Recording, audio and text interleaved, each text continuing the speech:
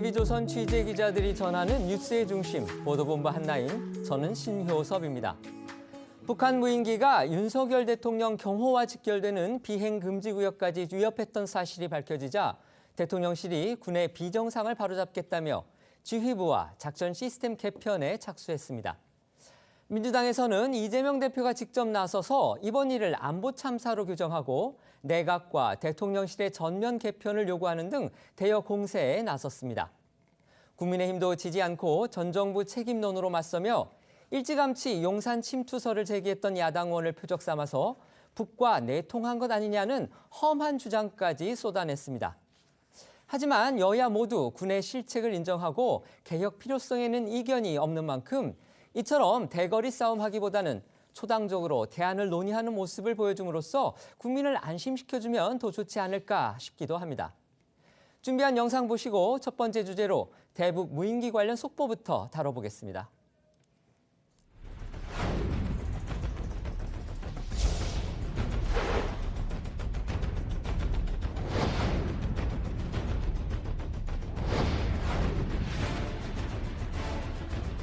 언론 보도에 혼란을 초래한 것에 대해 유감스럽게 생각합니다.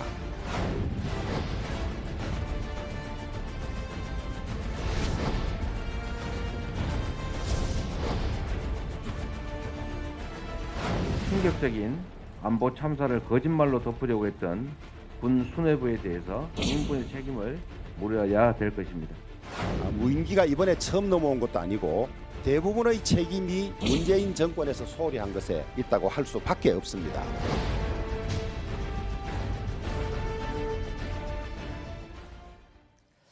지난달 우리 영공을 침범했던 북한 무인기가 용산 대통령실과 국방부를 지키는 비행금지구역까지 들어온 사실이 뒤늦게 밝혀지면서 지금 파장이 커지고 있습니다. 네, 어제 오전 군 당국이 이 북한 무인기의 용산 대통령실 비행금지구역인 이 P-73의 침투 사실을 밝히고 관련 설명을 했음에도 이 정치권과 군 안팎 개선 각종 의문점이 제기되면서 파장이 일고 있습니다. 북한 무인기가 용산 인근에 침투했다는 사실을 사실 이 대통령실보다 야당 의원이 먼저 파악했다는 점, 그리고 대통령실 촬영 가능 여부를 놓고도 군과 국가정보원의 발표가 엇갈리는 등 이례적인 일들이 잇따라 벌어졌기 때문인데요. 특히나 군이 이 북무인기의 인천 경기 일대 항적은 사건 당일에 탐지를 했지만 정작 이 첨단 레이더 등 방공 자산이 집중 배치된 이 P-73 침범은 8일이나 지나서야 판별을 했다는 건 쉽게 납득하기 어렵다는 그런 지적이 많은 상황입니다. 그런 지적들에 대해서 이제 군도 나름대로 이유를 설명하고는 있습니다. 소개해 주시죠. 네, 합참은 당초 북한 무인기로 판단되지 않았던 점 모양의 항적들을 좀 더 면밀히 살펴보는 그런 과정이 있었다라고 해명을 했습니다. 실제로 북한 무인기는 레이더에 잡히더라도 크기가 너무 작아서 새떼나 풍선과 구분하기가 어렵고요. 그래서 레이더의 빈틈을 적외선으로 감지해서 영상으로 재현하는 열상 감지 장비가 보완돼야 하는데 이 북한 무인기는 프로펠러형 엔진을 사용해서 열 발생도 적기 때문에 열상 감지 장비로도 찾아내기가 쉽지 않다고 합니다. 지난 26일 무인기를 탐지하던 작전 요원들은 용산 비행금지 구역에 들어온 레이더 항적을 파악했지만 이를 무인기라고 평가하지 않았던 것도 앞서 말씀드린 것처럼 레이더 항적이 점으로 표시돼서 분명하지가 않은 데다가 열상 감지 장치의 그 열 발생도 미비했기 때문으로 전해졌습니다. 관련해 지난달 28일 국방부 장관의 발언과 어제 이성준 합참 공보실장의 발언까지 들어봅니다. 합참에서 26일 날 브리핑을 할 때 서울 북부라고 표현을 했습니다. 이거는 현저하게 사실관계를 축소하는 발표였다고 저는 봅니다. 은폐 의도는 전혀 없었다고 말씀드리고 다만 그 세부 지명에 대해서는 그 요도가 보안 문제 때문에 자세한 거는 설명을 기록을 하지 않았는데 그것은 다음에 별도로 그 세부 지명까지 말씀을 드리겠습니다. 적 무인기가 용산 상공을 지났다고 하는 보도는 사실이 아닙니다. P-73 구역을 지나간 거는 맞는 거라는 입장을 다시 말씀 주실 수 있으신 건가요? 용산 상공을 지나간 게 아니라 하더라도. 용산 상공을 지났다는 보도는 사실이 아니라고 말씀드리고 P-73에 대한 것은 따로 말씀드릴 기회가 있습니다. 대통령실 역시 이 군의 발표가 달라진 이유에 대해서 지금 적극적으로 해명을 했죠. 네, 대통령실은 일자별 상황을 설명하면서 군이 입장을 번복했다는 비판에 적극적으로 대응하고 있습니다. 어제 오후 대통령실 핵심 관계자가 기자들에게 설명한 내용을 정리해드리자면요. 검열단이 방공 레이더에서 북한 무인기 한 대가 비행 금지 구역 안쪽을 스친 흔적을 발견한 건 지난 1일이고 이에 따라 군 당국도 다른 레이더에도 해당 항적이 식별됐는지를 크로스체크했다고 합니다. 이후 검열단은 지난 3일까지 레이더를 다시 확인했고 북한 무인기가 비행 금지 구역 북쪽을 스치고 갔을 가능성이 크다는 최종 판단을 내렸다고 합니다. 이에 대해 대통령실 핵심 관계자는 소형 무인기는 분석이 어려워서 방공 레이더의 포착 범위를 감안해서 여러 대의 레이더를 전수조사할 필요가 있다는 입장을 밝혔습니다. 지난 1일 그러니까 북한 무인기가 P-73 안쪽을 스친 항적을 처음 발견을 했고요. 그다음에 3일에 최종 판단을 내렸다. 그리고 다음 날인 4일에 대통령에게 보고가 됐다. 그리고 대통령은 곧바로 국민에게 사실을 아니라고 했다. 이제 요약하면 이겁니다. 네, 대통령실에 따르면은 윤 대통령은 이 최종 판단이 내려진 다음 날에 보고를 받았고 보고를 받은 이후에 국민이 알고 있는 사실과 다르다면서 곧바로 해당 사안에 대한 공개 지시를 내렸다고 합니다. 실제 대통령 지시를 받은 국방부는요. 당일 오후 7시 이 출입기자단에 북한 무인기 이 대응 관련 브리핑을 공지를 했고요. 어제 오전 북 무인기의 비행금지 구역 침범 사실을 인정하면서 기존 입장을 바꿨습니다. 대통령실이 이처럼 일자별로 조목조목 설명을 내놓은 것은요. 야당에서 군이 입장을 번복했다고 비판하는 것을 확실히 반박하기 위한 의도로 풀이가 되고요. 또 군이 당초 비행금지 구역 침범은 없었다고 밝혔을 당시에는 이 비행금지 구역 내 항적이 최종적으로 확인되기 전이었다는 걸 강조하기 위함으로도 해석이 됩니다. 이렇게 적극 해명에 나선 대통령실, 앞서 이제 사태 초기부터 비행 금지 구역이 뚫렸다 이런 의혹을 제기했던 민주당 김병주 의원에 대해서 이제 뭔가 의구심을 드러내기도 했습니다. 그런데 이게 또 여야의 공방으로 지금 번졌습니다. 네, 어제 대통령실 고위 관계자가 지난달 29일 북한 무인기의 비행 금지 구역 침입 의혹을 제기한 민주당 김병주 의원, 사성 장군 출신이죠. 이 의원은 겨냥해서 당시 발표된 자료로는 아무도 비행금지 구역 침범을 알 수 없는 상황이었는데 어디서 정보를 입수했느냐면서 이 자료 출처에 대한 의문을 제기했습니다. 또 국회 제출 자료에는 P-73 안으로 침투했다는 내용이 없고 당시에는 국방부도 합참도 몰랐다면서 김 의원이 거짓말로 했던 것이냐, 근거가 있던 거면 어디서 받은 것이냐, 모처로부터 우리가 파악 못한 것을 입수한 것이냐라는 등의 말도 쏟아 나왔는데요. 여기에 어제 여권 일각에서 북한과의 내통설까지 나오니까 야당이 강하게 반발에 나선 겁니다. 먼저 오늘 여야에서 나온 목소리부터 듣고 오시죠. 본인이 집권하던 시절에 북한의 위장 평화 전술에만 속아서 군 전체를 훈련도 하지 않고 정신 무장 상태를 해제해 놓은 이 정권의 그 정권의 핵심인 사람이 무슨 큰 거 한 건 잡았다는 듯이 이렇게 국방 무능을 지적하고 하는 것은 제 얼굴에 침뱉기입니다. 더구나 이번에 어떤 과정을 통해서 비행 금지 구역 침범한 사실을 알게 됐는지도 의문으로 남아 있습니다. 한 30분만 연구하면 알 수 있다는데 30분 연구해서 어떻게 알 수 있는지도 그 재주를 좀 국민들에게 알려주면 좋겠습니다. 윤석열 대통령과 집권 여당이 불리할 때마다 정가의 보도처럼 꺼내든 음모론과 남탓하기는 정말 이제 지긋지긋합니다. 우리 당 김병주 의원에 대한 음모론을 제기한 홍보수석의 황당한 발언이 개인 의견인지 대통령의 의중인지 확실하게 밝히기 바랍니다.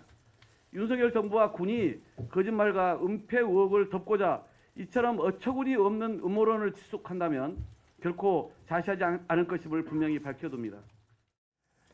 네, 들으신 것처럼 여당에서는 김 의원이 정보를 입수한 경로에 의문을 제기하며 날을 세우고 있고요. 야당에서는 군의 거짓말과 은폐 의혹을 덮기 위한 음모론이라며 강하게 반박하고 있는 상황입니다. 이러한 여야 공방에는 어제 여당 일각에서 제기된 북한과의 내통 의심이 불을 붙였습니다. 이를 처음 언급한 건 육군 중장 출신의 신원식 의원입니다. 신 의원은 어제 자신의 SNS에 민주당이 우리 군보다 북 무인기 항적을 먼저 알았다면 이는 민주당이 북한과 내통하고 있다고 자백하는 것 아닌가라는 글을 올렸습니다. 김병주 의원이 야당이긴 하지만 아까 저희 기자도 말씀드렸듯이 이제 사성 장군 출신이고요. 그다음에 현역 대한민국 국회의원입니다. 그를 향해서 북한과의 내통설을 꺼내드는 건 아무리 여당의 정치적 주장이라고 해도 선을 넘었다. 이런 비판을 자초할 수도 있다. 이런 또 지적도 피하기 어렵습니다. 이에 대해서 김병주 의원은 30분만 연구하면 알 수 있는 것이다. 또 이렇게 반박을 했습니다. 네, 맞습니다. 김 의원은 다수의 언론 인터뷰를 통해서 30분만 투자하면 누구나 유추할 수 있는데 마치 북한으로부터 정보를 하달받은 결과로 매도하고 있다고 했습니다. 그러면서 이 국방부가 지난달 28일 국회에 보고한 자료에는 이 비행 금지 구역의 표시 없이 비행 궤적만 표시가 돼 있었다면서 국방위 회의 후에 의원실에서 큰 지도에 비행 궤적과 비행 금지 구역을 그려보니까 북한 무인기가 비행 금지 구역의 면에서 지나간 것을 알 수 있었다라고 한 겁니다. 김 의원은 또 오늘 한 라디오에 출연해서는 이 지도를 볼 줄 아는 서울 시민이라면 알 수 있는 사항이라고도 했는데요. 이야기 들어보시겠습니다. 무슨 출처를 했느냐? 마치 북한과 내통한 거 아니냐라는 투로 얘기해서 너무나 의의가 없고 황당해서 사실 밤잠이 안 왔습니다. 지도를 볼 줄 아는 서울 시민도 그걸 알 수 있는 사항이 됐습니다. 서울 강북을 통과한 비행 궤적을 보니까 그 대부분 보시고 첫 번째 반응이 우리 마을 종로를 지난 것 같다. 중량구도 지났네 우리 마을. 아니면 남산 쪽으로 간 거 아니야? 이런 의문이 생긴다고 얘기들 다 하는 거죠. 지도를 유심히 보니까 거기가 은평구도 지나고 종로도 지나고 광진구도 지나고 남산도 지나고. 근데 저는 항상 비행금지 구역을 늘 생각하고 있거든요. 이거 비행금지 구역을 좀 연해서 간 것 같다는 생각을 한 거죠. 자, 하지만 여당에서는 이러한 김 의원의 주장을 믿지 못하겠다는 반응이 많습니다. 오늘 오전 국민의힘 회의에서는 30분을 연구해서 어떻게 할 수 있는지 그 재주를 국민에게 알려주면 좋겠다거나 김병주 의원의 신통력은 어디서 나오느냐라는 등의 발언이 나왔고요. 한 라디오에 출연한 하태경 의원은 어쩌다 맞아떨어진 것 아니냐면서 그도 아니면 정보 유출 가능성을 배제할 수 없다고 말했는데요. 목소리 직접 들어보시죠. 한 개인이 지도에서 30분 만에 그릴 수 있는 문제가 아닙니다. 국방은 과학입니다. 김병주 의원은 30분 만에 손으로 그려보면 알 수 있다고 했는데 대체 그 신통력은 어디에서 나오는 것입니까? 김병주 의원이 국방부에서 내준 자료 가지고 봤다. 상임위 때. 그림 그리면서 동그라미 치고. 그거는 실제 왔던 궤적을 준 게 아니에요. 일반적인 개념도 자료를 제출한 거라서 그 자료를 가지고 판단을 했다면 아까 제가 말씀드린 대로 황소수 뒷걸음질 치다가 찍어서 맞은 거고 그게 아니고 이제 정보를 받았다면 이건 기밀 유출 건이기 때문에. 그래서 대통령 북한 무인기가 비행금지 구역 일부를 침범했다 이런 사실이 알려지면서 지금 파장 그리고 정치적인 논란이 커지고 있습니다. 요약하면 이제 군 당국과 대통령실의 해명은 그겁니다. 초기에는 그러니까 그렇게 자세히 그다음에 정확하게 그거를 파악하기가 어려웠다. 그런데 시간이 지남에 따라서 정밀하게 크로스체크 이른바 교차 검증을 해보니까 나중에 그렇게 확인이 된 것이지 결국 거짓말을 한 건 아니다 이렇게 얘기를 하고 있습니다. 하지만 야당은 결국은 군이 처음과 나중에 거짓말을 한 거 아니냐, 국민을 속인 거 아니냐 지금 이렇게 요약을 할 수 있습니다. 이 양측의 대치 어떻게 평가하십니까? 일단 옛날에는요 공격이 방어보다 훨씬 어려웠어요. 그래서 3배 정도 더 힘이 든다고 그랬는데 요즘은 방어가 더 어려워졌거든요. 예컨대 이번 무인기 같은 새로운 형태의 무기는 대응하기가 어렵단 말이죠. 예컨대 전투기가 내려왔다. 그럼 거기에 대해서 충분히 대비하고 탐지하고 어쨌든 방어를 했을 건데 이게 무인기니까 이게 안 됐던 거죠. 왜냐하면은 지금까지 방어 체계가 무인기에 대해서는 아직 제대로 구축이 되지 않은 거고 그런 한계를 인정을 해야 되는데 지금 여든 야든 이게 누구 책임이야 이거 탓할 때입니까? 어떻게 지금 우리의 안보를 해결할 수 있을 것인지 공고화할 수 있을 것인지 거기에 문제를 해결할 수 있을 것인지에 대해 포커스를 맞춰야 되는데 그렇지 않은 것이 오히려 더 문제가 된다라고 생각을 하고요. 그다음에 저는 무인기가 왜 내려왔겠습니까? 무인기가 어디를 보려고 왔을까요? 뭐 관악산 보려고 왔을까요? 용산을 갔다가 탐지하기 위해서 내려왔을 것이다라고 충분히 추정할 수 있는데도 그럼에도 불구하고 처음에 군은 부인을 했잖아요. 그런데 그 부인이 거짓말을 한 것인지 아니면 정말 몰랐던 것인지 어쨌든 틀린 사실로 밝혀졌으면은 그러면 아 이것이 문제였구나 여기에 대해서 반성하고 그런 모습을 보여야 되는데 여당에서 오히려 군도 그렇고 여당도 그렇고 책임을 면하는데 급급한 그런 모습을 보여가지고 저는 상당히 문제가 있다. 오히려 그 무인기 넘어온 것보다도 여기에 대해서 대응하는 태도가 상당한 문제가 있는 것이 아닌가 저는 그렇게 생각이 됩니다. 네, 말씀해 주시죠. 네, 뭐 대부분의 말씀 동의를 하고요. 일단은 잘못한 거죠. 어찌됐든 뭐 이걸 파악하지 못했다고 하면 무능이고 이걸 또 알았음에도 불구하고 이것을 대통령에게도 제대로 보고하지 않고 국민들에게 알리지 않은 부분이 있다고 한다면 이건 오히려 부패에 전 가깝다고 봅니다. 그렇다고 한다면 군이 국방부가 이 부분에 대해서 이렇게 발뺌하려고 하고 그다음에 무인기가 초소형 무인기가 넘어왔기 때문에 이건 발견하기가 너무 힘들기 때문에 할 수 없었다라고 얘기할 수는 없는 거예요. 이미 예견됐던 내용이에요. 특히나 저도 상당히 이제 남자분들이 많이 보통 밀리터리에 굉장히 관심이 많은데 저도 굉장히 관심이 많은 편인데 드론에 의해서 전쟁 형태가 변하는 거, 전투의 어떤 승패가 달라지는 것이 최근 들어서 저는 2020년도에 있었던 아제르바이잔과 아르메니아의 전쟁이었어요. 당시에 아제르바이잔이 일방적으로 우세했음에도 불구하고 아르메니아가 드론 공격으로 전세를 뒤집어 엎었거든요. 튀르키예가 만든 그 드론을 가지고서 그렇게 했다고 그러더라고요. 그렇습니다. 네. 그러니까 그때부터 뭔가 이 초소형 드론이 이 무인 전투기가 상당히 전술을 바꿀 수 있다는 것이 이미 입증이 된 거예요. 현실 전투에서. 그렇기 때문에 저희 국방부에서 이 부분에 대해서 예상을 못했다. 이런 건 전 말이 안 된다고 보고요. 저는 여권이나 국방부에서 이걸 예를 들어 문재인 정부의 탓이다. 그것도 보니까 오늘 주호영 원내대표께서 말씀하신 내용도 사실과는 약간 차이가 있어요. 당시에 성주에서 촬영을 하고 돌아간 북한의 드론이 발견된 것은 2017년도 6월이지만은 당시에 넘어왔던 것은 2017년도 5월 2일이었습니다. 근데 2017년도 5월 2일은 문재인 대통령 선거가 2017년 5월 9일이었어요. 문재인 정부 시절도 아니고 황교안 대행체제 시절이었어요.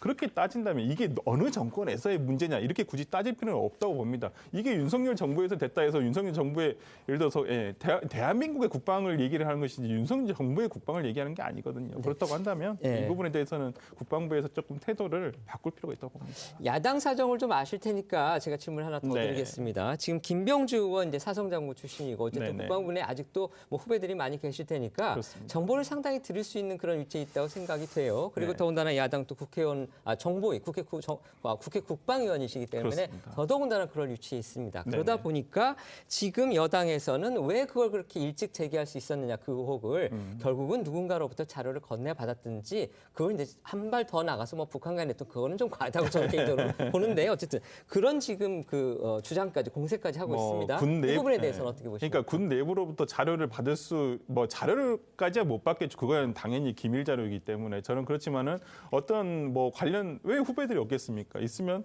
근데 그냥 남산까지 갔을 텐데 그런 걸 얘기했었고 상당히 이번에 P73에 대해서 얘기가 많지 않습니까? 이 부분은 용산 대통령실을 이전하면서부터 문제가 됐던 부분이거든요. 그리고 기존에 8km였던 것을 3.7km로 이것을 축소를 했고요. 왜 그러냐면 한강변에 이런 어찌 보면 지금 UMA 사업이라 해서 현대에서 지금 개발하고 있는 사업이 있어요. 그러니까 드론 택시 같은 것들 얘기하는데 거기에 걸치거든요. 그렇기 때문에 이 부분에서 최대한 축소를 해서 민간 기업에 피해를 주지 않겠다라고 얘기한 부분이 있었기 때문에 저는 당시에 대통령실 이전 문제와 관련해서도 김병주 의원이 상당히 이 부분을 강하게 이의 제기를 했었는데 그 당시에도 얘기를 했던 부분이 이 P73에 대한 얘기였거든요. 그렇다고 한다면 저는 이 부분에 대해서 충분히 본인이 미사일 미사일 사령관도 하지 않았습니까? 그렇다고 한다면 이 부분에 굉장히 전문가이기 때문에 저는 오늘 성일종 정책위장이 한 개인이라고 얘기를 하시는데 그 부분을 너무 과소평가한 것은 아닌가라는 생각이 듭니다. 하지만 여당은 좀 의심을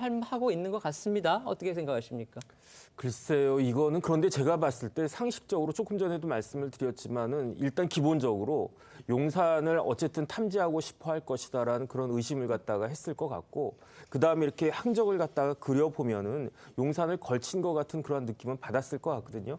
그다음에 개인적으로 군에서 그렇게 기밀 비밀이 유출이 됐을까? 거기까지는 생각하고 싶지 않고요. 그다음에 제일 중요한 거는 그 김병주 의원이 그것을 어떻게 알았는지 자체가 그게 그렇게 중요한 것이냐. 어떻게 그 무인기에 대해서 대응하는 방법을 그런 체계를 구축하는 게 그게 더 중요한 것이 아닌가 싶습니다. 네. 논란은요, 북한 무인기가 과연 대통령실을 촬영하고 갔느냐, 이 여부를 두고서도 지금 이어지고 있습니다. 군하고 국정원의 말이 지금 달라서 혼선을 부추기고 있다, 이런 지적도 나오고 있죠. 네, 어제 합참 관계자는 이 북무인기의 대통령실 촬영 가능성과 관련해서 여전히 촬영할 수 없다고 보고 있다면서 거리와 고도, 적들의 능력 등을 종합적으로 봤을 때 구글 이상의 유의미한 정보는 얻을 수 없었을 것이라고 말을 했습니다.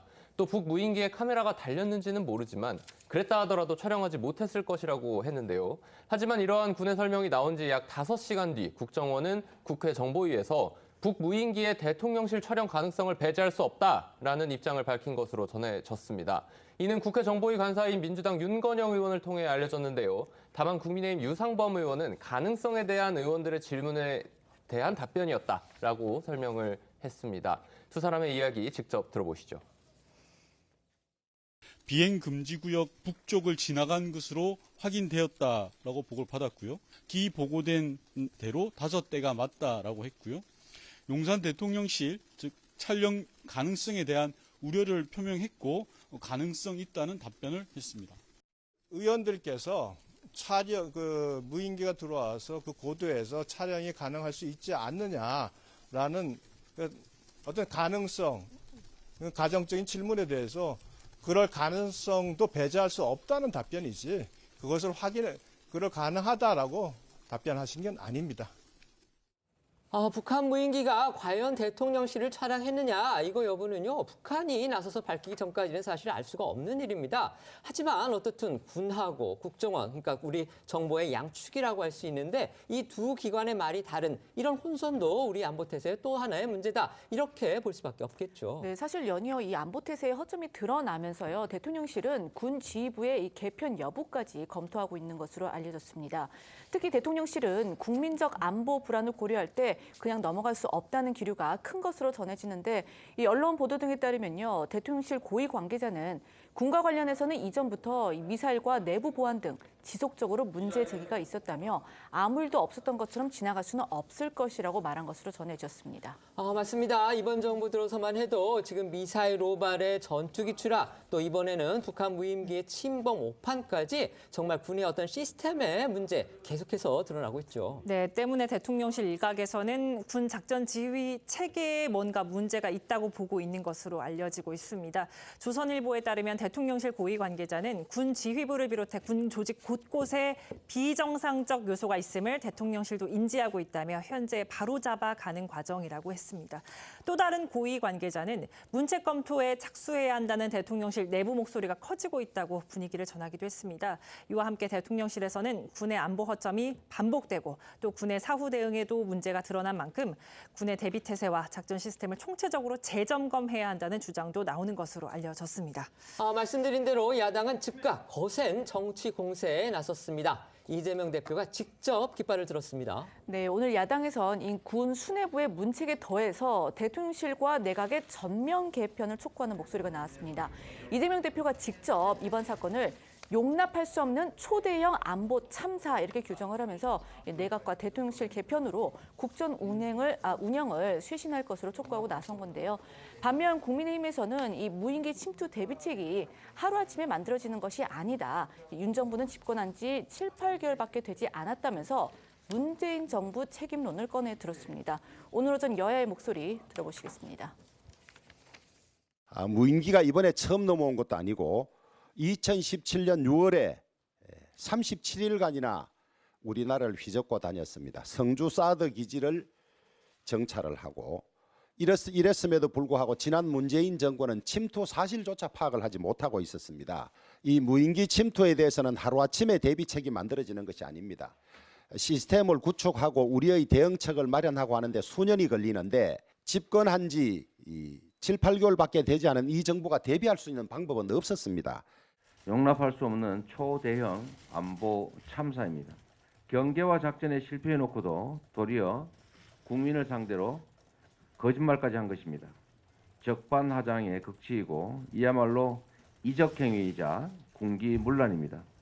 충격적인 안보 참사를 거짓말로 덮으려고 했던 군 수뇌부에 대해서 응분의 책임을 물어야 될 것입니다.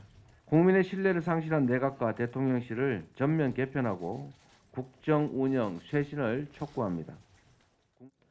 이처럼 이재명 대표 대여 압박 수위를 높이는 동시에 자신의 사법 리스크에 대한 대응도 본격화하고 있는데요.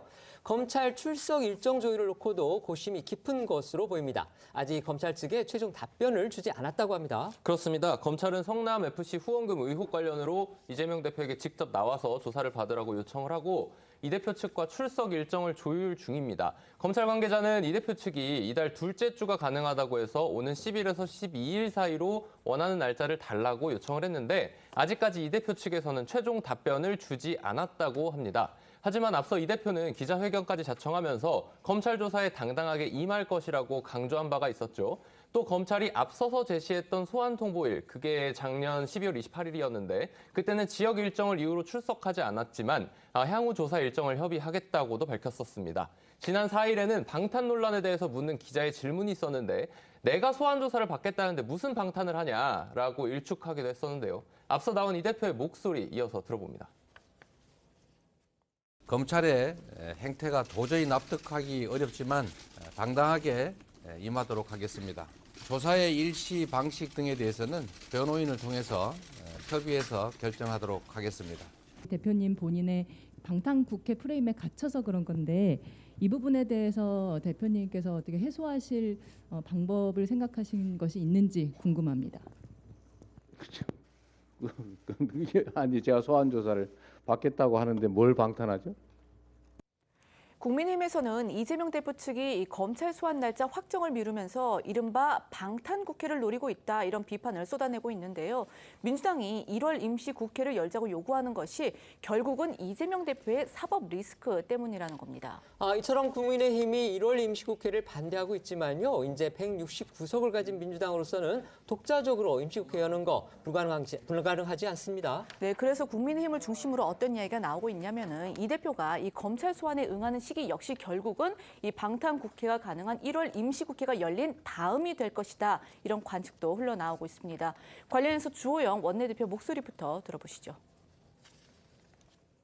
민주당이 8일 날 끝나는 임시국회를 9일부터 이어서 하겠다고 합니다. 사법 리스크가 있는 이재명 당대표 무슨 일이 있을지 모르니까 그냥 임시국회 한다는 이런 비판을 피해갈 길이 없습니다. 민주당이 169석으로 민심과 맞지 않은 폭거를 함부로 하다가 정권도 잃었고 민심이 떠나가고 있지 않습니까?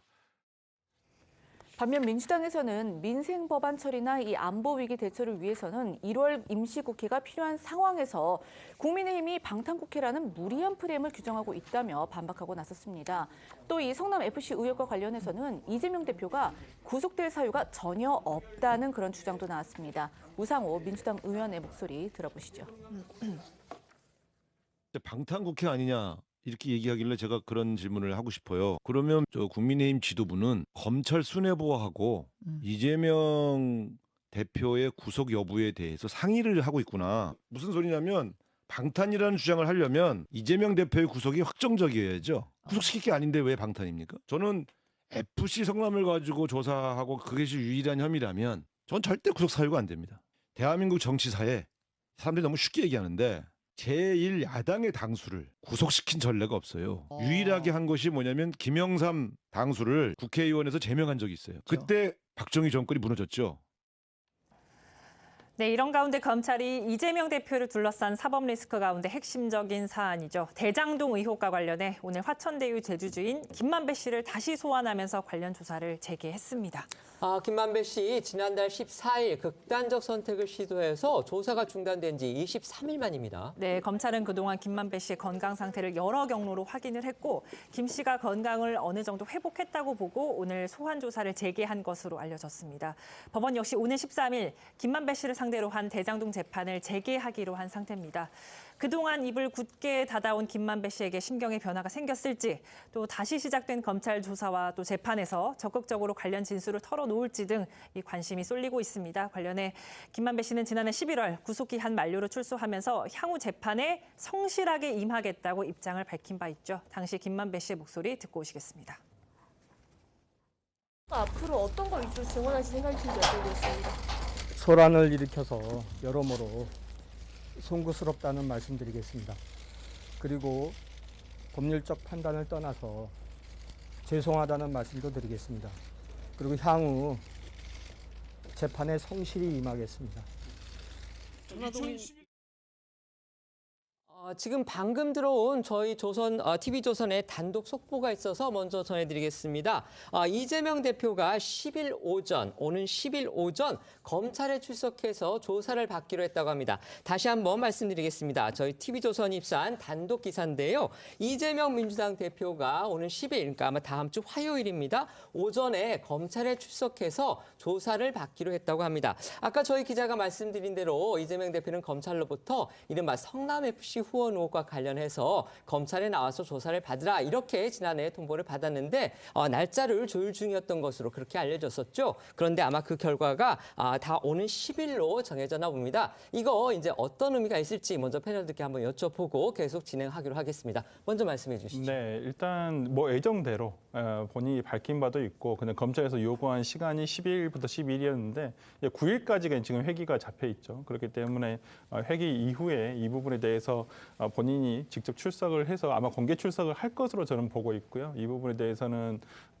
매도 일치 맞는 것이 낫고요. 지금 가서 최소한 밝힐 부분과 또 이제 논란이 되는 부분이 있거든요. 특히 성남FC 사건 같은 경우는 저는 증거나 이런 것들, 진술 증거나 이런 것들은 대부분 다 확보가 돼 있다고 봅니다. 근데 관련 공범들이 이미 기소가 돼 있어서 재판을 진행하고 있기 때문에 거기서 공범이라 하면 이제 이재명 대표와의 공범을 의미하는 건 아니시죠? 아니죠. 예, 아니고 네. 이제 그 검찰에서 이제 네. 주장을 하고 네. 있는 공소장에 네. 적힌 대로 네. 하고 있는 지금 네이버라든지 두산건설 같은 경우에 지금 이미 재판이 진행 중이기 때문에 이 부분에 대해서는 본인이 법리적으로 따질 부분인지 사실관계를 따질 부분은 아니거든요. 그러니까 명확하게 사실관계에 어긋나는 부분에 대해서는 적극적으로 저는 반박을 할 거라고 보고요. 그렇지만은 법리적으로 이건 판단이 돼야 될 부분에 대해서는 아마 진술을 이렇게 소극적으로 하지 않을까라는 생각을 하고 있고 어차피 가야 할 사건이고 본인이 헤쳐나가야 할 사건이고 그렇기 때문에 저는 이 부분에 대해서 이재명 대표가 빨리 나가서 하는 부분들이 오히려 당에서도 낫고 그리고 본인을 위해서도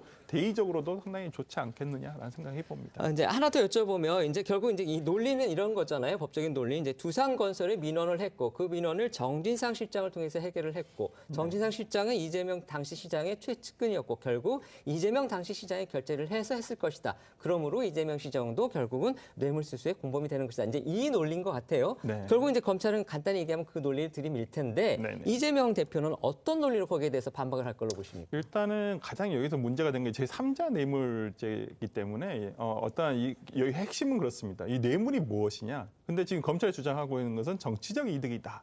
왜냐하면 시장이 재선을 위해 성남시장으로서 재선을 되기 위해서 성남FC라는 구단에 광고비를 유치함으로써 자신의 정치적 이득을 얻어서 재선을 위함이었다라는 것이거든요. 그걸 이재명 대표가 당시 성남시장이 또 자기의 어떤 업적으로 또 성과로 얘기를 또 홍보를 했다고 하지 않습니까? 네, 왜 그러냐면 당시에 성남FC는 성남 일화 구단이었었어요. 원래. 그런데 그 일화 그룹에서 그 부분을 팔려고 내놨다가 매각이 되지 않으면서 성남시에서 그러면 시민구단으로서 이것을 유치해서 운영을 해보자라는 것이었거든요. 그렇다고 한다면 이 부분에서 이제 그렇게 따질 수 있을 것 같아요. 그렇다고 한다면 과연 광고비가 당시에 어떤 비슷한 시민구단에서 유치할 수 있는 수준의 금액이었는지 이런 따져봐야 될 것 같고요. 그다음에 지금 이제 문제가 되고 있는 것이 두산건설의 본사가 이전을 하게끔 돼 있는데 그러면 당시에는 병원 예정 부지였거든요. 근데 그게 굉장히 오랫동안 부지가 놀고 있었어요. 그래서 이 가치가 없었었는데 이 부분을 이제 용도 변경을 해주면서 이거 해준 것이 아니냐.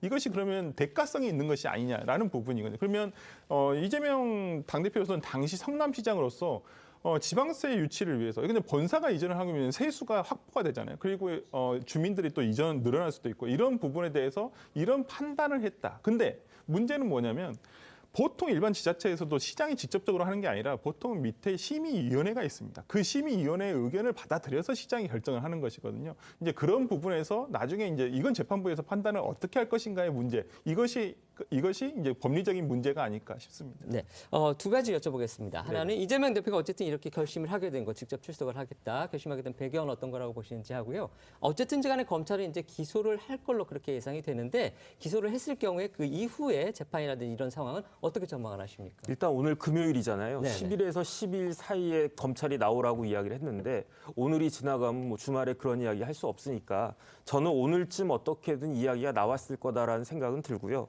그다음에 뭘 그렇게 뜸을 들이는지 그냥 나가가지고 당당하게 이야기하면 되는데 거의 턱 밑까지 이야기를 갖다 한 거거든요. 그 말은 뭐냐면은 그만큼 이재명 대표가 나가기 싫었다는 이야기죠. 그런데 지금 상황이 안 나갈 수 없는 그러한 상황이 됐다. 일단 그렇게 저는 생각을 갖다 하고요. 그다음에 중요한 거는 10일 날 출석을 갖다가 했을 때 제가 봤을 때 뭐 기소는 저는 거의 100%라고 생각을 갖다 하고 체포를 10일 날 할 것이냐 말 것이냐 검찰이 그 정치적인 부담이 있을 수도 있겠죠. 그러니까 하지만 임시국회가 열리지 않기 때문에 아마 네네. 그때는 이제 그 체포동의안 필요 없이 체포 네. 시도할 수도 있다라는 지금 전제에서 말씀하시는 거죠. 그렇죠. 그다음에 이제 만약에 10일 날 검찰이 체포를 한다라고 하면 그 임시국회를 소집하는데도 시간이 한 사흘 정도 걸린단 말이에요. 그러니까 지금 이제 야당에서 지금 또 그 10일부터 다시 회기를 시작하게끔 임시국회를 할지 여부가 그게 문제가 될 것이지 제가 봤을 때 검찰에서는 일단은 그 체포영장을 받든지 아니면 뭐 체포를 갖다가 할 가능성이 그렇지 않을 가능성보다는 조금 더 높아 보인다. 제 개인적인 판단입니다. 네. 검찰 조사 여부나 이제 조사 내용 이런 부분에 대해서는 지금 뭐 변호사님도 말씀하셨듯이 역시 이제 변호사님의 개인 의견으로 저희가 보고요. 그 다음에 체포 부분과 관련해서는 지금 임시국회 회기가 9일날 끝나는데 다음 임시국회를 바로 이어서 소집을 하려면 아마 2, 3일 정도의 공고 기간이 필요할 겁니다. 그렇게 생각을 한다면 아마 적어도 오늘이나 내일 사이에는 민주당이 임시국회 소집 요구서를 내야 되는데 아직까지는 그 소식이 들어와 있지 않기 때문에 그렇다면 결국 9일로 임시국회를 끝내고 그 다음에 국회가 열리지 않은 상태에서 이재명 대표가 검찰에 나갈 가능성이 있다. 그렇다면 지금 변호사님 말씀하신 대로 만약에 검찰이 정말 체포를 시도를 한다면 그거는 국회에 대한 체포동의안 제출과 상관없이 시도될 가능성이 있다. 그런 걸로 제가 요약을 하겠습니다. 다시 이어가겠습니다. 신유만 기자. 예, 대장동 이야기 이어가겠습니다. 김만배 씨를 향한 검찰 조사가 아까 말씀드렸던 것처럼 다시 시작된 가운데 검찰은 대장동 개발 수익 환수 작업도 본격화하고 있습니다.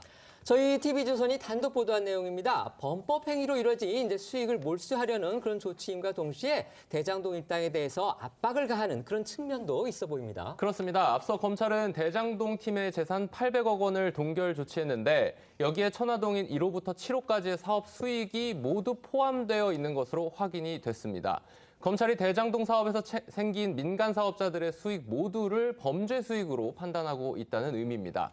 특히 대장동 사업으로 배당금 282억 원을 챙긴 천화동인 6호의 경우 서류상 대표는 A 변호사지만 검찰은 실소유주를 남욱 변호사에게 대출을 알선해준 조모 씨라고 결론을 내렸고요. 조 씨가 한 투자 자문사로부터 이 투자금 400억 원을 끌어오는데 역할을 한 대가로 김만배 씨가 지분 7%를 준 것으로도 파악하고 있습니다. 네, 그런가 하면 대장동 사업 초기 이 400억 원을 투자한 해당 투자 자문사가 2배 가까운 수익을 낸 것으로도 확인이 됐는데요. 검찰은 이 투자자문사 대표 그 박모 씨가 대장동 팀으로부터 미공개 개발 정보를 미리 듣고 투자했다는 진술을 확보했다고 합니다. 역시 저희 TV조선 단독 보도 내용인데요. 검찰은 남욱 변호사가 이 서판교와 대장동을 잇는 터널 개통 정보를 미리 알고 이를 박 씨에게 설명했다는 진술을 이 대장동 팀으로부터 확보를 하고 또 최근 박 씨를 소환해 이에 대해서 캐물었다고 합니다. 박 씨가 개발 정보를 미리 들었다고 털어놓았다는 건데요. 검찰은 해당 투자 자문사가 이 미공개 정보를 알고 투자를 해서 800억 원대 수익을 올린 만큼 이를 이 범죄 수익으로 보고 환수할 수 있을지도 검토 중입니다. 검찰은 또 김만배 씨의 이제 사적인 자금 거래 내역까지 추적하고 있는 것으로 그렇게 알려지고 있는데요. 역시 김 씨에 대한 압박 수위를 높이고 있는 그런 차원으로 보입니다. 네, 조선일보 등 일부 언론 보도를 보면요. 검찰은 김만배 씨가 지난 2019년부터 2021년까지 주요 일간지의 중견 언론인들과 금전 거래를 한 것을 확인하고 그 경위를 조사 중인 것으로 전해졌습니다. 한 일간부 간부 A 씨는 김만배 씨로부터 아파트 분양금 등 명목으로 6억 원을 받은 것으로 알려졌고 각각 다른 일간지 간부인 B 씨와 C 씨는 김만배 씨로부터 각각 1억 원과 9천만 원을 전달받은 것으로 나타났다고 합니다. 사실 남욱 변호사가요, 재작년에 검찰 조사를 받았을 때 김만배 씨가 일간지 간부 A 씨에게 집을 사줘야 한다면서 3억 원을 요구해 실제로 김 씨에게 줬다. 이런 진술을 했다고 합니다. 그런데 당시 친문 성향의 검찰이 이를 묵살했다. 이런 요지의 보도도 나왔습니다. 네, 관련해서 A 씨는 SBS에 6억 원은 김만배 씨로부터 빌린 돈으로 그중 2억 원 정도는 갚았고 나머지도 갚겠다는 의사를 밝힌 상태라고 주장했습니다. 또 조선일보에 따르면 B 씨는 당시 급하게 빌린 돈으로 이자를 정상 지급했다고 주장을 했고 C 씨는 김만배 씨에게 돈을 빌려주고 이자를 합쳐서 다시 돌려받은 것이라고 주장을 했다고 합니다. 또 김만배 씨의 요구로 남욱 변호사가 한 종편 방송사 간부에게 지난 2018년 고가의 외국 브랜드 신발을 보낸 사실도 검찰이 파악한 것으로 알려지고 있는데요. 해당 간부는 SBS에 남욱 변호사로부터 선물을 받은 적이 없다고 주장하면서도 김만배 씨로부터 선물을 받은 적이 있냐는 질문에는 답을 하지 않았다고 합니다. 검찰은 김만배 씨가 언론사 간부들에게 돈과 명품 선물을 한 경위와 목적 등을 확인하겠다는 방침인데요. 관련해 남욱 변호사는 재작년 검찰에 기자들에게 로비를 했기 때문에 대장동에 대한 기사를 모두 막을 수 있었다. 이렇게 진술한 바 있다고 합니다. 다만 지금 전해드린 내용들은요, 일단 검찰 조사를 기반으로 해서 나오고 있는 내용이기 때문에 앞으로 실제 검찰이 이제 사법 처리를 시도할지 또 그렇게 하더라도 법정에서 다툼의 여지는 남아있다. 이 점 저희가 짚어드리겠습니다. 이재명 대표의 최측근인 김용 전 민주연구원 부원장과 관련해서 새로운 진술도 나왔는데요. 지금 김용 전 부원장 뇌물수수 혐의를 받고 있죠. 유동규 전 성남도시개발공사 기획본부장이 김 전 부원장에게 돈을 전달한 과정을 또 구체적으로 털어놨다고 합니다. 네, 채널A 보도 내용입니다. 유동규 전 본부장이 채널A와의 인터뷰에서 김용 전 부원장이 지난 2014년 성남시장 선거를 앞두고 선거 조직 관리에 쓸 돈을 요구했고 2억 원 정도 달라고 했는데 다 마련할 수가 없어서 1억 원만 전달을 했다고 주장을 했습니다. 또 김 전 부원장은 돈을 받아가면서 돈 준다는 놈 천지인데 자신이 그런 데서 받으면 안 되지 않냐. 이런 말도 했다고 그렇게 전했습니다. 그러면서 유 전 본부장은 김 전 부원장 등이 뇌물 혐의를 전면 부인하고 있는 것에 대해 어처구니가 없다면서 옛날에 알던 이재명 대표는 그렇게 거짓말하는 사람이 아니었다고 생각했는데 참 많이 실망했다고도 덧붙였습니다. 하지만 앞서서 이재명 대표는 불법 자금은 1원도 쓴 일이 없다면서 김용 전 부원장의 결백함을 믿는다고 강조했었는데요. 앞서 나온 이 대표의 목소리와 지난달에 나온 유 전 본부장의 목소리까지 이어서 들어봅니다. 대선 자금 운운하는데 불법 자금은 1원 본 일도 쓴 일도 없습니다. 김용 부원장은 오랫동안 믿고 함께 했던 사람인데 저는 여전히 그의 결백함을 믿습니다. 김용 측은 전부 공소사실 부인했는데 어떻게 생각하시는지. 다 거짓말하는 사람들 아닙니까? 네, 거짓말은 또 다른 거짓말을 할 거고 수많은 거짓말을 해야 될 겁니다. 결국 그 거짓말은 한계에 도달할 거고 밝혀질 겁니다. 다. 네, 안 밝혀질 수가 없을 겁니다. 네, 이런 가운데 이재명 대표와 부인 김혜경 씨가 의사진료 없이 처방전을 발급받았다는 이른바 대리처방 의혹에 대해 경찰이 무혐의 처분을 내렸다는 소식도 전해졌습니다. 경찰은 관련자 등을 조사를 했지만 이 대표가 처방전 발급을 지시했다고 볼 만한 정황을 찾지 못했다고 합니다. 그리고 또 김혜경 씨 역시 의사진료 없이 처방전을 받았다는 의혹에 대해서 수사를 했지만 의혹이 사실이 아닌 것으로 판단하고 혐의 없음 처분했습니다. 국민의힘 상황도 알아보겠습니다. 당대표 경선 열기 점차 고조되고 있는데요.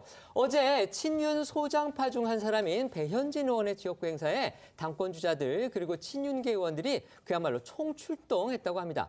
그런데 거기에서 비윤계인 당권 주자들이 눈에 띄게 홀대를 받았다. 이런 기사들이 나와서 또 눈길을 끌었습니다. 네, 어제 오후 국민의힘 배현진 의원의 지역구 신년 인사회가 있었는데요. 당내 최대 친윤 모임인 국민공감 소속 의원들을 중심으로 29명의 친윤계 의원들이 행사장을 찾아서 사실상 친윤계 신년 할애회였다는 평가가 나왔습니다. 이 자리에 당권 주자로 거론되고 있는 김기현, 안철수 의원 그리고 나경원 전 의원이 모두 참석해서 눈길을 끌었는데 있는데 특히 객석 맨 앞줄에 친윤 핵심인 장제원 의원과 배현진 의원 등 국민공감 의원들이 이 김기현 의원을 중심으로 자리하면서 자연스럽게 친윤 세력이 김 의원에게 힘을 실어주는 듯한 그런 분위기가 연출이 됐습니다. 김기현 의원은 당원 특강 연사로도 나서서 윤 대통령과 눈빛만 봐도 통하는 사람이 당대표가 돼야 한다 이렇게 하면서 윤심을 강조하기도 했는데 영상으로 만나보시죠.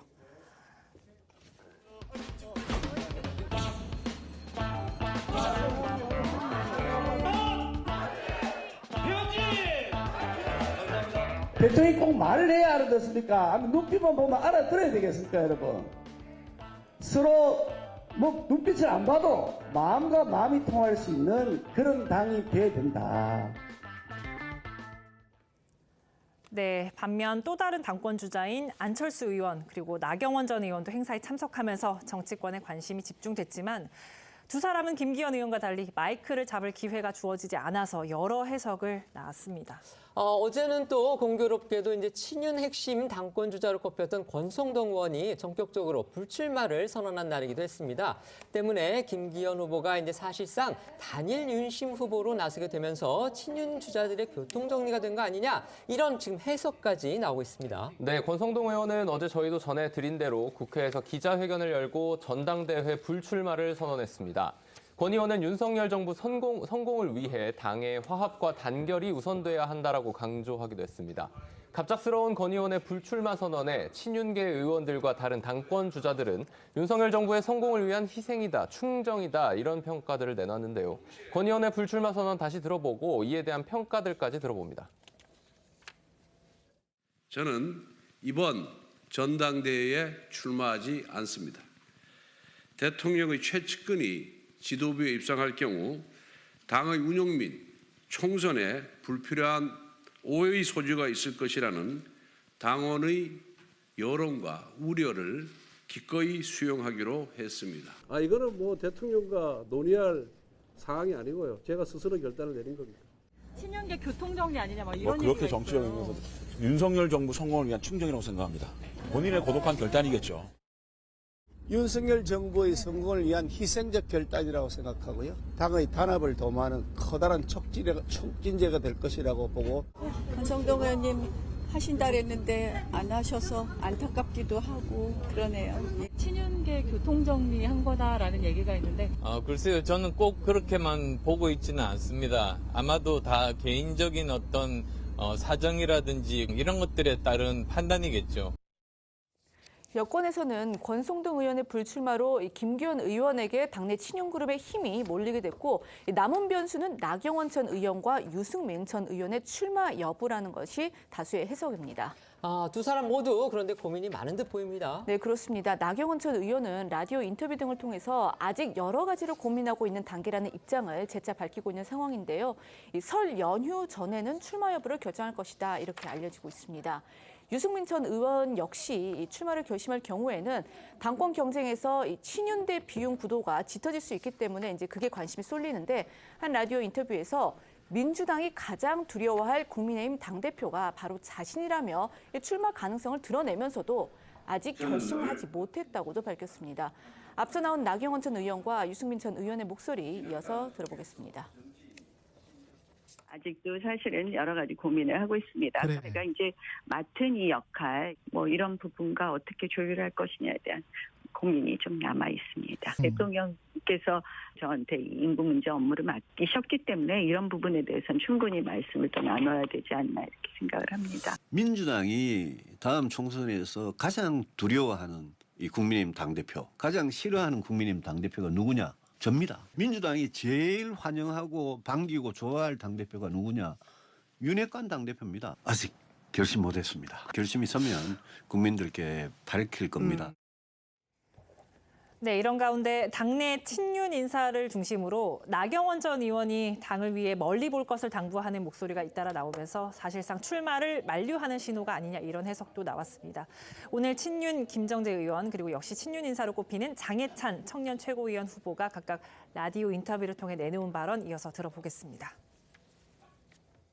대통령께서 10월 달에 그 저출산 고령화 부위원장이죠. 지금 장관급입니다. 그리고 또 기후대사 그 두 개를 같이 한꺼번에 줬는데 정치는 좀 진중하고 길게 보는 게 맞다고 봅니다. 아. 지금 인구 문제 이거는 정말 한번 집중을 해서 어떤 결과물을 내서 이번 윤 정부에 큰 저는 공헌을 좀 했으면 하는 생각이 저는 있고요.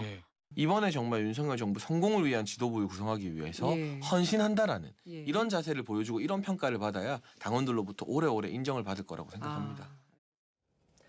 친윤계 핵심으로 꼽히는 권성동 의원이 국민의힘 당권 선거 불출마를 선언한 날에 김기현 의원은 사실상 친윤계 신년 인사회식으로 치러진 배현진 의원의 지역구 행사에서 친윤 측의 지원을 확인시켰습니다.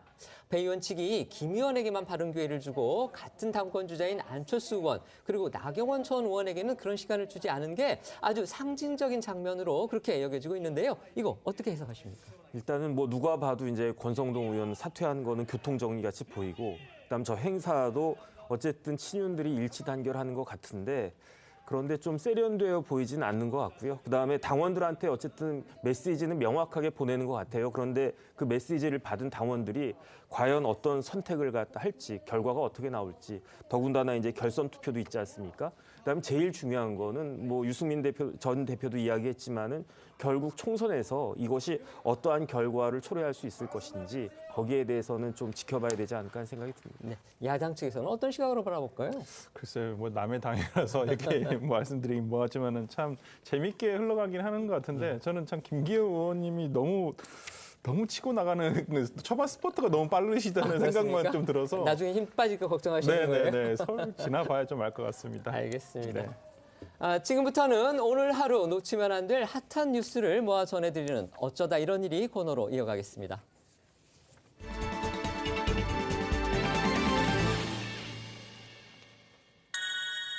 첫 번째 키워드는요. 엄벌할 것. 누가 누구를 벌 주겠다는 건가요? 우리나라에 들어와서 코로나 확진 판정을 받고도 격리를 거부하고 도주했다가 이틀 만에 검거된 40대 중국인 남성 소식입니다. 어제 저희도 전해드렸었죠. 이 중국인은 어제 낮 12시 55분쯤 서울 중구의 한 호텔에 숨어 있다가 동선을 추적한 경찰에 붙잡혔습니다. 검거 당시 함께 입국했지만 음성 판정을 받았던 아내랑 같이 호텔 객실에 머물고 있었다고 합니다. 경찰에 의해 격리 장소로 압송된 이 중국인은 외투에 달린 모자와 마스크로 얼굴을 가리고 전신 방호복과 장갑까지 착용한 채 모습을 드러냈습니다.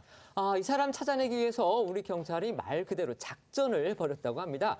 택시기사 수십 명을 일일이 탐문했다고 하죠. 네, 정말 대단했던 것 같은데요. 이 경찰은요, 이 중국인이 격리 장소인 영종도 한 호텔을 빠져나가서 택시를 탔을 것이라고 예상은 했지만은 막상 택시에 타는 그 장면이 찍힌 CCTV가 없었기 때문에 경찰이 직접 발로 뛰면서 기사를 찾아 나섰다고 합니다. 경찰은 중국인이 도주한 시간에 이 영종도에서 택시를 몬 기사 수십 명에게 이 중국인의 사진을 보여주면서 일일이 탐문한 끝에 호텔에서 약 300m 떨어진 이 대형마트 인근에서 문제의 중국인을 태운 기사분을 찾았고요. 또 내려준 장소까지 특정을 했다고 합니다. 경찰은 이어 인근 호텔들도 여러 곳을 뒤졌다고 하는데요. 그 끝에 중국인이 묵은 객실을 찾아낼 수 있었습니다.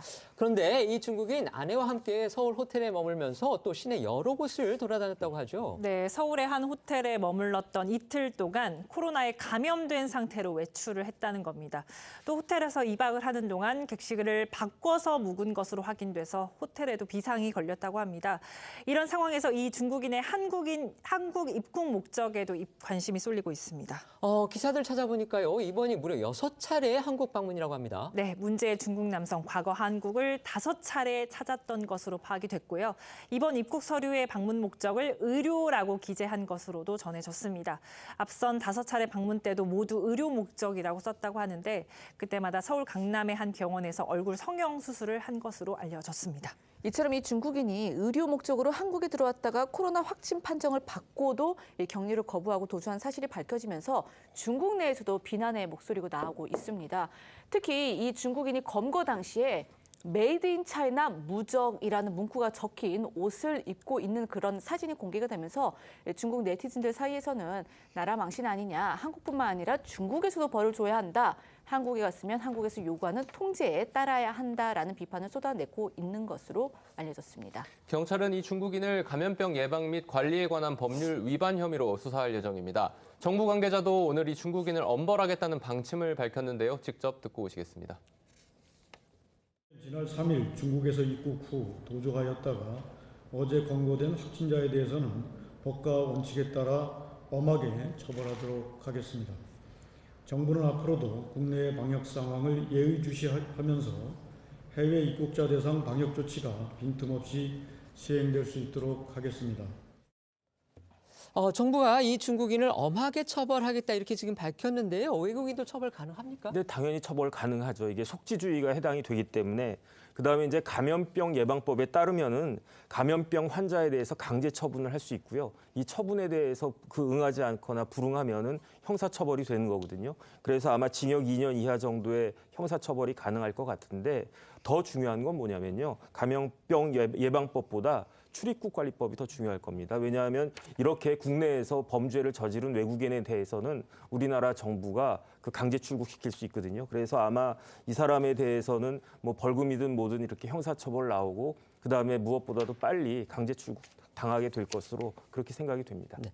어제부터는 한국을 찾는 중국인에 대해서요. 입국 전 PCR 신속 항원 검사 음성 확인서 제출이 의무화가 됐습니다. 효과가 좀 있었을까요? 네, 효과는 있었습니다. 중국발 입국자에 대해서 입국 전 코로나19 음성 확인서 제출을 의무화했던 첫날 양성률이 12.6%로 떨어졌다고 합니다. 질병관리청은 어제 중국에서 인천공항으로 입국해서 PCR 검사를 받은 단기 체류 외국인 278명 중 35명이 확진 판정을 받았다고 밝혔는데요.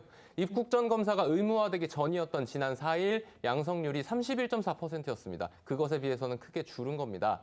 이와 관련한 질병청은 중국 현지의 감염 확산 상황과 한국의 1월 2일 중국발 방역 강화 조치 이후 단기 체류 외국인이 예정된 일정을 취소한 효과 등이 복합적으로 나타난 결과일 수 있다고 얘기를 하면서 향후에도 이러한 추세가 유지되는지에 대해서는 지속적인 감시가 필요하다고 밝혔습니다.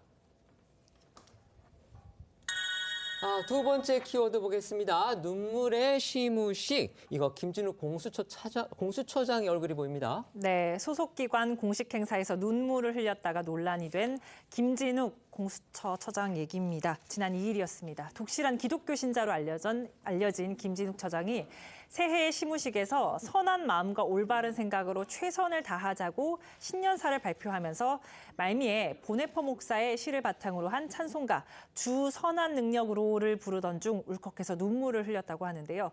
보네퍼 목사는 나치 저항 운동을 벌였다가 처형된 인물입니다. 전 정부에서 임명돼 여권으로부터 곱지 않은 시선을 받아온 김 처장이 하필 나치에 의해 핍박받은 목사의 시를 바탕으로 한 찬송가 부른 걸 두고 정치적 시비가 생길 법도 했는데 오히려 논란은 불교계를 중심으로 일었습니다. 네, 대한불교 조계종 종교평화위원회는 어제 위원장인 도님 스님 명의로 성명을 내고 공수처장은 누구보다도 정치적, 종교적 중립의 의무를 지키기 위해서 최선을 다해야 함에도 공식적인 자리에서 개인의 종교를 여과 없이 드러낸 행위는 어떠한 변명의 여지가 없다고 비판했고요. 그러면서 사정기관 책임자의 자질과 최소한의 양심마저 버린 행위에 대해서 공직자로서 책임을 지고 사퇴하라고도 촉구했습니다. 논란이 일자 김 처장 곧바로 사과문을 냈죠. 네, 그렇습니다. 김 처장은 입장문에서 공수처 구성원들의 힘과 지혜를 모아 어려움을 이겨내고 또 국민 기대에 부응하자는 취지로 말을 한 것이다 라면서도 이유를 불문하고 공직자이자 수사기관장으로서 특정 종교 편향적으로 비칠 수 있는 언행을 한 것은 부적절했다고 밝혔습니다. 그러면서 제 언행이 불교계에 심려를 끼쳐드리고 또 사부대 중 여러분의 마음을 불편하게 한 데에 대해서 심심한 사과 말씀을 드린다 이러면서 앞으로 이런 일이 재발하지 않도록 더 유의하면서 정치적으로나 종교적으로나 한치의 치우침 없는 자세를 견지해 나가겠다라고 밝혔습니다.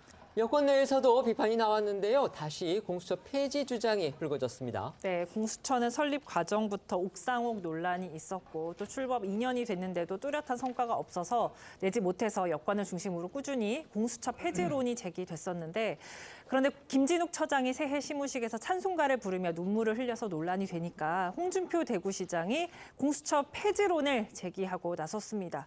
홍 시장은 오늘 SNS를 통해서 김 처장 논란에 대해 어처구니 없는 행태라고 지적을 했고요. 이어 아무런 일도 하지 않고 옥상옥 기관에 앉아 세월만 보내면서 국민 세금만 낭비하는 공수처는 이제 폐지돼야 함이 마땅하지 않나라고 이 폐지를 촉구했습니다. 어떻게 보십니까? 일단 제가 이제 공수처를 참 저도 일 때문에 몇 번 간 적이 있는데 굉장히 열악한 환경에서 일을 하고 계세요. 지금 과천 정부청사 한켠에서 일을 하고 있거든요. 뭐 그런 면에서 굉장히 거기 해당 공수처 검사들이나 지금 수사관들도 처장님이 김정일 처장이 굉장히 공정하고 정말 어디에 말 나오지 않게끔 조심하라고 해서 굉장히 그렇게 철두철미하시더라고요. 너무 조심해서 탈 아닌가요? 네, 너무 저도 그 생각이 너무 조심하신 네. 것 같다. 근데 뭐 어느 한 개인의 종교적인 얘기를 뭐 그 내용을 가지고 한 것인데 뭐 상대방 뭐 이거에 대해서 뭐 컴플레인을 하신 것 같고 또 본인도 사과를 했으니까 그렇게 큰 문제는 아니라고 보고 또 저는 홍준표 시장께서 이 부분을 폐지론까지 가신 것은 너무 가신 건 아닌가 싶습니다. 네. 세 번째 키워드 보겠습니다. 이젠 팀으로 승부. 지금 목요일 밤을 아주 뜨겁게 달구고 있죠. 미스터 트롯 2 소식입니다. 네, 맞습니다. 정말 요즘 목요일이면은 예비 트롯 스타들을 응원하시느라고 잠 못 드시는 분들 많으실 것 같은데요. 어제 방송은 이 마스터 예심 세 번째 이야기와 본선 1차전 팀 미션이 그려지면서 이 시청률이 또다시 20%를 넘기면서 고공행진을 이어가고 있습니다. 이 본선 무대에 진출한 참가자는 모두 73명이고요. 트롯 시리즈마다 이 많은 관심을 받았던 장르별 팀 미션이 드디어 공개가 되면서도 관심을 끌고 있습니다. 팀 미션 첫 주자부터 아주 강렬했습니다. 네, 맞습니다. 첫 순서는요, 록 트로트를 선택한 현역부 A1 팀이었는데요. 이 손비나 송민준, 노지훈, 안성우 이 네 멤버가 정말 이 강렬한 록 사운드와 폭발적인 가창력으로 화려하게 본선 팀 미션의 포문을 열었습니다. 특히 이 여성 댄서들과 함께한 파격적인 퍼포먼스는요, 눈길을 끌었는데요. 확인하시죠.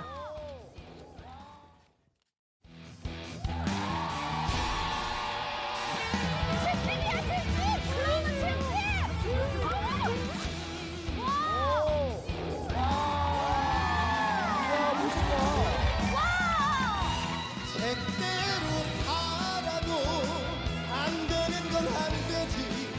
손 털고 내려와 괜찮아 불탕하지 마. 돈도 밥도 떡도 안 되는 걱정은 왜 썩소 한번 휘날리면 그만인 것을 70대대로 엎드리는 너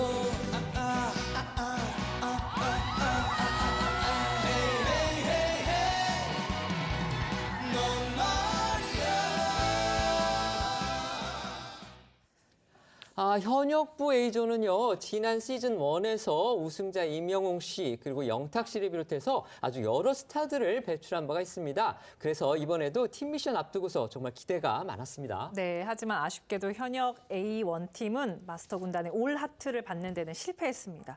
이번 미스터 트롯 2의 본선 통과 기준이 얼마나 높은지 실감할 수 있는 순간이었는데요. 여러 가지 요소를 한 무대에 모두 담으려고 했다는 그런 아쉬움을 남겼다는 마스터 군단의 평가를 받으면서 현역부 A1에서는 안성훈, 송민준 이 둘만 다음 라운드에 진출했습니다. 팀 미션 두 번째 무대는 대학부였는데요. 예심에서 전원 오라트로 본선에 진출했던 대학부가 또다시 역대급 무대를 만들어냈습니다. 세미 트로트를 선택한 대학부는 마스터 장민호 씨의 사랑의 누나라는 곡을 선곡했는데요. 노래 선곡부터 느낌이 오시죠? 연하남의 귀여움과 섹시함이 공존하는 무대로 누나들의 마음을 사로잡았다고 합니다. 예. 귀여운 애교는 물론이고 아이돌급 칼군무와 귀가 즐거워지는 가창력까지 선보이자 김희재 마스터가 이렇게 얘기했습니다. 완벽하게 준비된 아이돌의 데뷔 무대를 보는 느낌이라고요. 원곡자인 장민호 씨도 극찬을 아끼지 않았는데요. 말이 필요 없습니다. 역대급 팀 미션 무대 직접 확인하시죠. 차차차 실수했네 깜빡했었네 타타타타타타 누나 내게 한마디 하겠지 100번을 잘해주고 한 번에 못해줬다고 진짜 굿바이 더냐 누나 사랑해 누나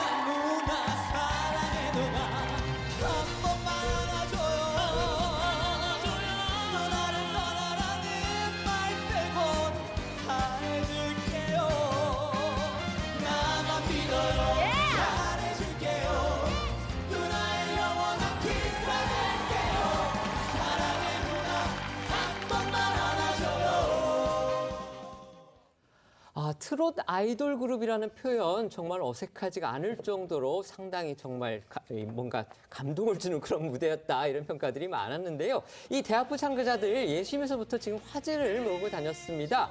전원이 다 올하트를 받았고요. 특히 박지현 씨는 최단 시간 올하트 기록을 세운 바로 그런 평가를 받기도 했죠. 그렇죠. 일절이 끝나기도 전에 올하트를 받아서 정말 놀랐었는데요. 박지현 씨는요, 첫 등장부터 강렬한 인상을 남기면서 제2의 임영웅으로 주목을 받았습니다. 어제 방송에서는 이 마스터 예심 진의 자리에 오르면서 왕관의 주인공이 됐는데요.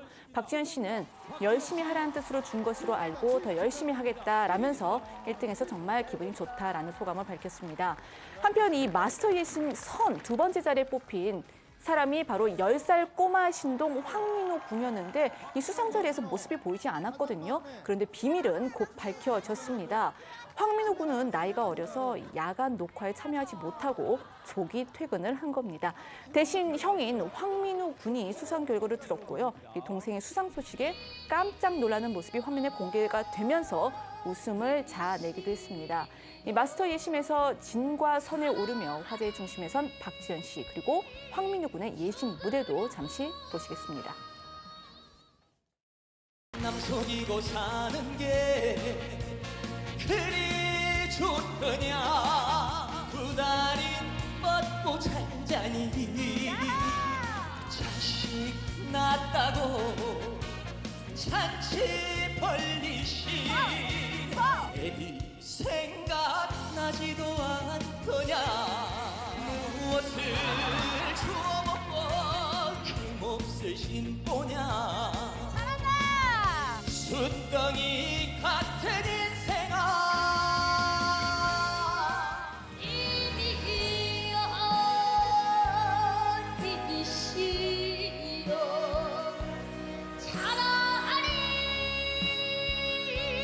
죽으라고 이미 없는 세상을 온통하고 천지요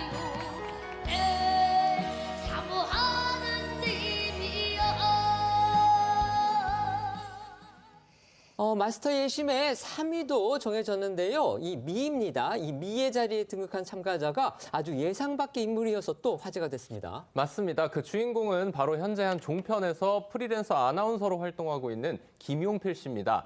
타 방송사의 인기 프로그램에 참가하다니 그야말로 영탁 씨의 네가 왜 거기서 나와? 이 노래가 생각이 나는데요. 김용필 씨는 진한 감성을 담아서 낭만에 대하여를 불렀고요. 마스터 군단의 박수를 받으며 올 하트는 물론 미의 자리까지 차지했습니다. 한 분야에서 이제 20년 넘게 일을 하다가 이렇게 다른 분야에 도전하는 거 이제 보통 결심이 아니었다 이렇게 생각이 되는데 그런데 이렇게 용기를 낸 분 또 다른 분도 있다고 하죠. 네, 아나운서 출신 참가자는 김용필 씨 한 명이 아니었습니다.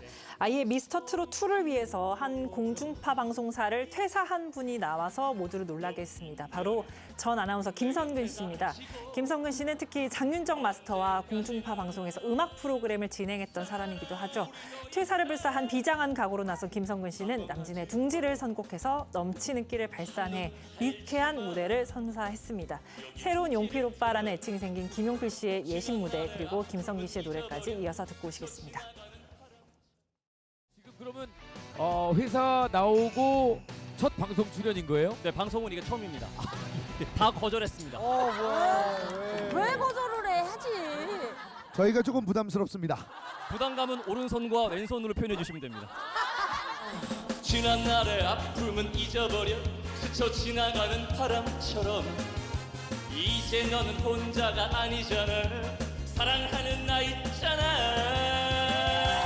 너는 그냥 가만히 있어 다 내가 해줄게 현실일까 꿈일까 라실일까 아닐까 헷갈리고 서 있지만 사랑이 뭔지 그동안 몰랐지 내 품에 둥지를 들어봐 TV조선 이렇게 나오셔도 돼요? 프리랜서 앵커로 있다 보니까 일은 일대로 전 열심히 하고요. 시즌2 하신다는 말씀을 듣고 네. 이제는 꼭 해야 되겠다. 안 그러면 평생 후회되겠다는 생각이 들어서 이제와 새삼이 나의 시련의 달 정말 험함이야 있겠냐마는 왠지 한 곳이 비어있는 내 가슴이 잃어버린 것에 대하여 이제와 새삼이 나이에 청춘의 미래가 있겠냐만 왠지 한 곳이 비어있는 내 가슴에 다시 못 올 것에 대하여 이 밖에도 쟁쟁한 실력 그리고 매력으로 시선을 모은 참가자들 또 더 있죠. 네, 맞습니다. 특히 방송 전부터 화제가 됐던 참가자는요. 국보급 베이스 바리톤 성악가로 평가를 받으면서 이 뮤지컬 배우로도 활동 중인 길병민 씨입니다. 서울대 성악과를 수석 졸업하고요. 세계 5대 극장 중 하나인 영국 런던 로열 오페라단 소속으로 활동한 화려한 이력 때문에 더욱 주목을 받았습니다. 길 씨는 클래식을 전공을 했지만 음악의 길은 마음으로 통한다는 도전 이유를 밝혔는데요. 낙엽 따라 가버린 사랑을 색다른 매력으로 소화해서 엘비스 프레슬리 같다는 그런 평가를 받기도 했습니다. 하지만 기대치가 너무 높아서인지 올 하트에는 실패했습니다. 길병민 씨가 부드러운 클래식 트로트로 시선을 모았다면 속이 뻥 뚫리는 어마어마한 성량과 구성진 가창력으로 눈길을 끈 참가자도 있습니다. 바로 고정우 씨인데요. 고정우 씨는 과거 할머니와 함께 한 다큐멘터리 방송에 나와서 효심과 이 최연소 해남이라는 것으로 주목을 받았었죠. 예심 무대에서는 할머니에게 바치는 노래 진성의 채석강을 열창했습니다. 상반된 매력의 길병민 씨와 고정우 씨 무대 보고 오시죠. 그 옛날이 너무도 그리워라 낙엽이 지면 꿈도 따라 가는 줄 왜 몰랐던가 너와 나의 사랑 낙엽 따라 가버렸으니 서해 바다 수평선아 너는 왜 말이 없느냐 아우 구수해 떠난 님 그리워서 방구석 되어버린 채석강우여.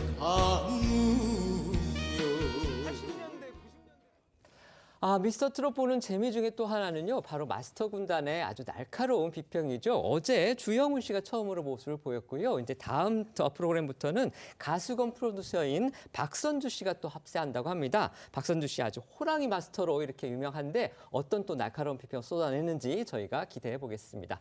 저희는 1분 뒤에 다시 돌아오겠습니다.